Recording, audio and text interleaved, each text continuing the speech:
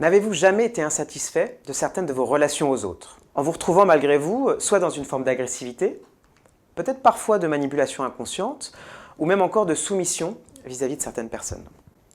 Alors le point en commun de toutes ces postures relationnelles, c'est qu'elles manquent de ce qu'on appelle l'assertivité. Je suis François-Xavier Dupéret, je suis cofondateur du cabinet Coachy et je vais vous parler d'assertivité. Je vais vous dire ce que ça signifie, comment on la développe et quels sont les enjeux finalement de développer une bonne assertivité pour soi et pour les autres.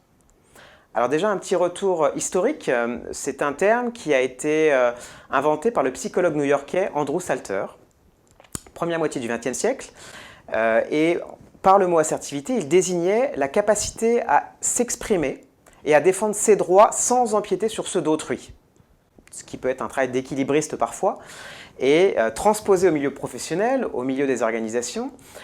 C'est Marie-Pascale Martorell qui nous donne une définition qui me semble intéressante, qui est l'assertivité, c'est le double mouvement d'affirmation de soi et de non-agressivité vis-à-vis des autres. Alors là, on voit bien qu'on a un premier constat qui est plutôt contre-intuitif, puisque l'assertivité n'est pas une question de « je m'affirme toujours plus » dans une forme de posture guerrière pour vaincre ou pour gagner, mais vraiment de trouver un équilibre qui soit gagnant pour soi et gagnant pour les autres. Alors, il y a certains enjeux liés au développement de l'assertivité et certains bénéfices. Le premier étant pour le développement d'une bonne estime personnelle, d'une bonne estime de soi.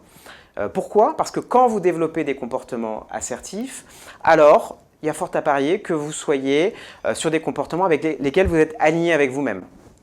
Des comportements où vous n'êtes ni dans une posture de soumission, ni dans une posture de domination vis-à-vis des autres.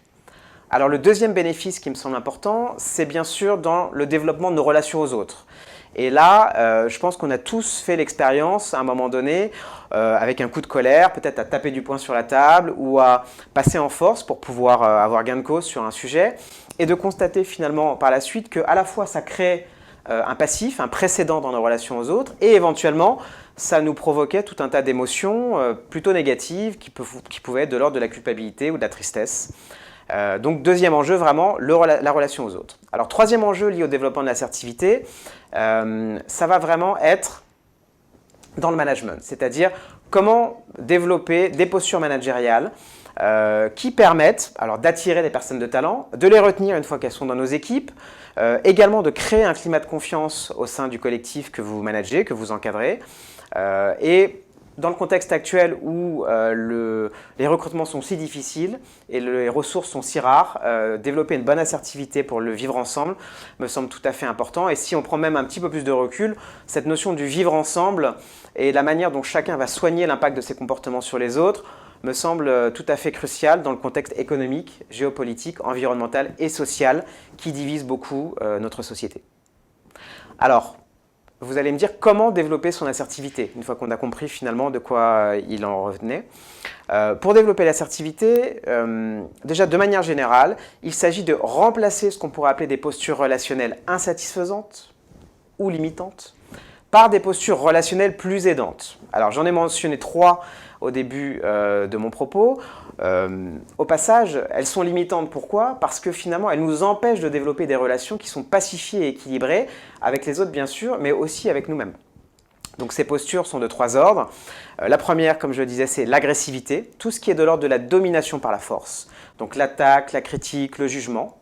La deuxième posture, c'est la manipulation, qu'on peut également appeler domination par la ruse, et qui couvre tout le champ des jeux psychologiques. Et là, vous me direz, non mais il nous traite de manipulateurs. En fait, c'est important de savoir que la manipulation et les jeux psychologiques sont en grande partie inconscients et qu'on joue tous dans ces jeux psychologiques toute la journée en fait.